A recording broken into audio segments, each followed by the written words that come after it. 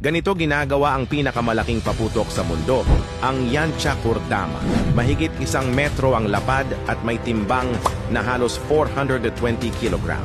Ang higanteng shell na ito ay sadyang ginawa ng mga highly skilled artisan sa Japan. Nilalagyan nila ang hollow na bilog ng libu-libong maliliit na firework stars na maingat na inaayos upang sumabog ang mga kulay at pattern ng eksakto sa lugar na inaasahan.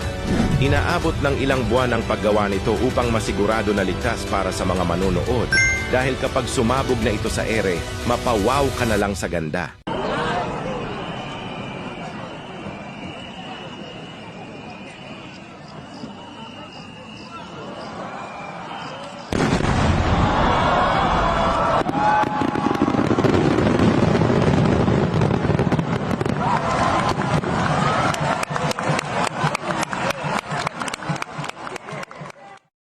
Ganito ginagawa ang pinakamalaking paputok sa mundo, ang Yancha Kordama.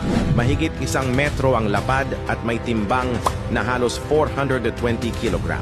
Ang higanteng shell na ito ay sadyang ginawa ng mga highly skilled artisan sa Japan.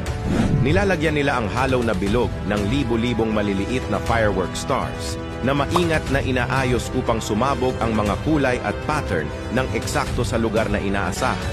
Inaabot ng ilang buwan ang paggawa nito upang masigurado na ligtas para sa mga manunood. Dahil kapag sumabog na ito sa ere, mapawaw ka na lang sa ganda.